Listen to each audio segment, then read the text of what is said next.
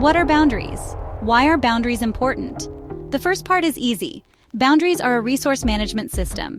They help us manage our time, energy, and relationships effectively.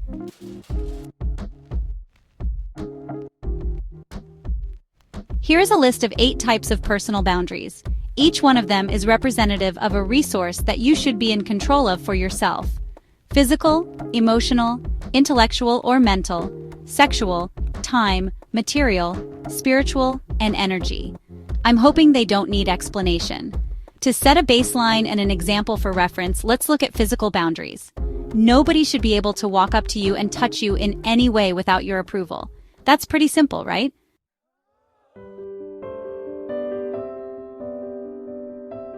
Without boundaries defining ourselves as separate from others, we really do not even exist in a manner where we can choose to impact our environment. For your life to have a purpose beyond just reacting to events, you must define some goal. You would then filter out whatever or whoever may hinder you. This would include your own actions. Boundaries are limits about ourselves that we set for ourselves and for other individuals to respect. Everyone's boundaries are different. Every person has a bandwidth or the capacity to deal with something. Choosing what is in your bandwidth is boundaries. Boundaries apply differently in different situations such as work, relationships, family, and in conflict. When you have healthy boundaries, you have accountability, respect, and healthy communication. It is a foundational skill. You preserve your bandwidth for what you choose. When you can manage all the resources within yourself effectively and keep them safe, and keep yourself feeling safe in order to use your resources as you see fit, your life should be more peaceful and productive. Again, it is simple. Understanding this is as important as it is simple.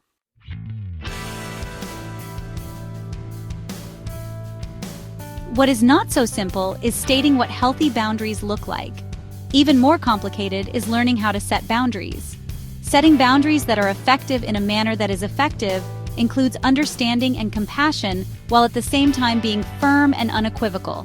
That is the skill. How do you know if your boundaries are effective? How do you know if your boundaries are correct and fair?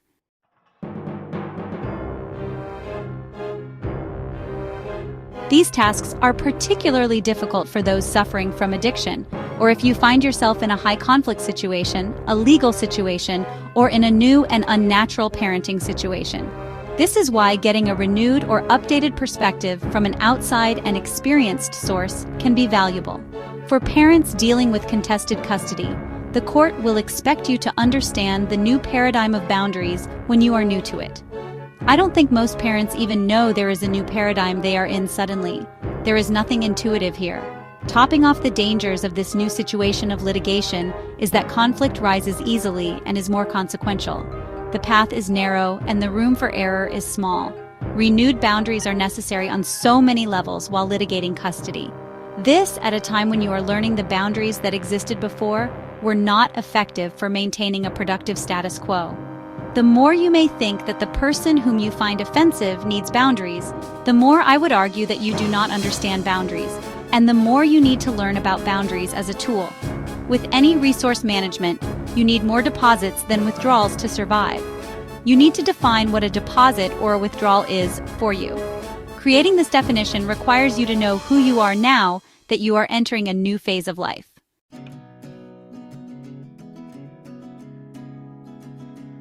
Everyone needs different boundaries because of our chosen identities and situations. Your boundaries should reflect your purpose. This is probably a rarity, but your boundaries should reflect your purpose, so you need to understand your identity and purpose well. Generally, there are 2 ways to find your purpose. How you define yourself and your purpose can be based on your past or your future. There is a big difference in the 2, or there should be. Knowing which is happening can be subtle.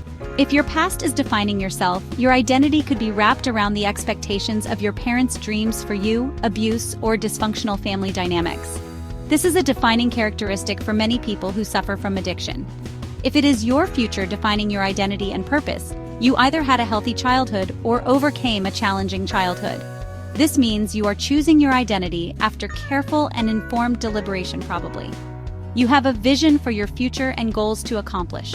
You have these goals that define your purpose and then prescribe your boundaries.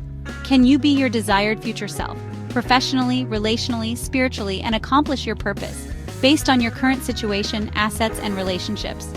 Boundary building is an evolutionary process that causes small and deliberate changes over time, and not an overnight fix. A strong identity and big purpose are reflected in proportional boundaries and boundary growth. Here is perspective to help offer clarity on this.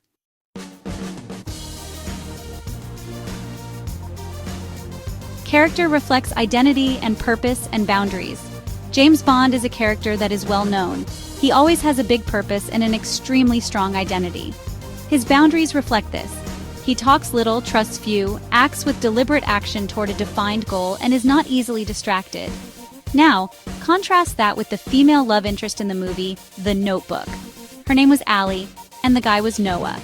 Noah did know who he was and what he wanted, and his boundaries reflected that. If others were not a fan, he was not concerned with adjusting to their expectations.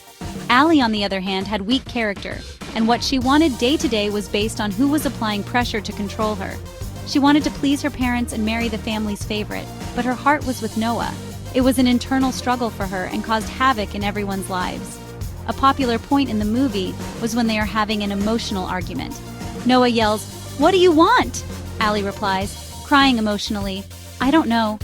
Allie felt as though she owed her parents and her now fiancé, "What's his face?" But she loved Noah. Allie was still psychologically immature and dependent upon the approval of her parents. Noah loved her but had boundaries in his life and had no time for this nonsense. Allie's parents also had unhealthy boundaries by not hearing and respecting their daughter's feelings. The truth is, her mother knew her feelings and encouraged her to chase money, as she had done. The rest of the movie is for you to see if you have not, but there is a contrast of strong and weak boundaries for you to leave with.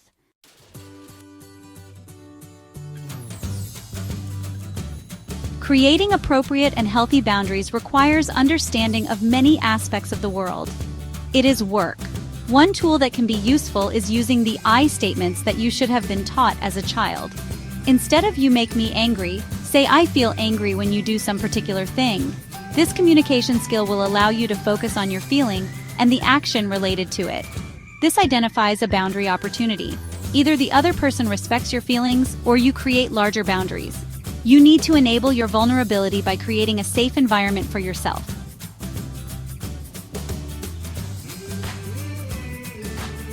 Children are taught boundaries through the respect offered by parents and the family dynamics within their family of origin. They need a safe and respectful environment where it is safe to disagree and question what confuses them. The ability to disagree openly and practice healthy resolutions is very valuable. Learning how to disagree in a healthy way requires healthy boundaries. When conflicts intensify within a family unit, boundaries are often the first thing to break down. Children then lose the sense of security they probably once felt.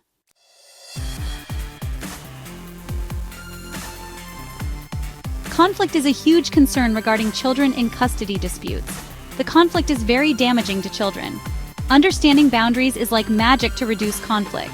Life can bring many changes that can happen very fast, and shifting dynamics creates instability. Adapting to these changes requires new boundaries. You need to use kindness and forgiveness. You accept the decision of others respectfully and not try to change them. Forgiving is not forgetting. Often the person without boundaries waits for everyone they have given to return the kindness they offered. It was not an exchange unless the agreement was spoken. Everyone has different values, so you can never expect another to share the same values that you do, regardless of the moral implications you may believe exist. Every interaction stands on its own. Children experience something on the continuum between chaos and fear, or on the other end, love and security. We are here for the kids. It is a responsibility for parents to create peace for their children. In custody disputes, the problem is parental conflict. Conflict between parents may seem impossible to solve. It can be without at least one parent making the choice to accept the new boundaries that are necessary for peace. Be that one parent no matter what.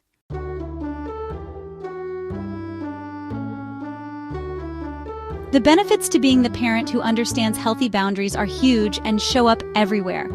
Every part of your life and your family's life will improve. It works like this.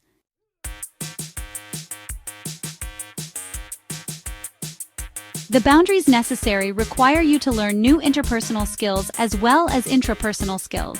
Interpersonal skills deal with others, and the intrapersonal skills are the ones you learn about dealing with yourself.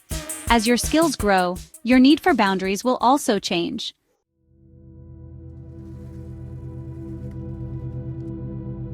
When you have skills to deal with the most toxic of individuals, their toxicity could wane to a level of simple annoyance. You will realize as you look back that you allowed them to get under your skin and gave them far too much credit. Their behavior, not changing over time, impacts you differently, as your growth offers you a new perspective on the old problem. You might even understand that that toxic individual cannot help themselves and will never change, but they have no power over you, and maybe they just seem silly now. You may even develop sympathy for the state of mind that they must live in. This may seem impossible, but the greater your skills and perspective are, the more benefit you will experience.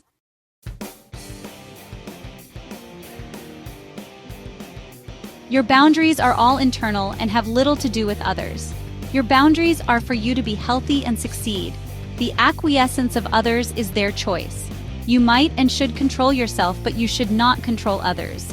Boundaries can cause a person's behavior to be their own problem through consequences not involving you. It works both ways. Allowing someone to define themselves without any obstruction through their own actions is valuable perspective for everyone.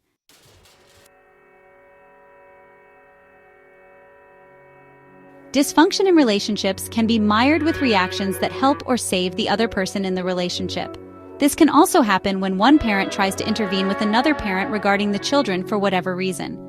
All of this can seem functional for the time it does work, but when a couple is ending a relationship or having a dispute about child custody, this can all become a legal matter.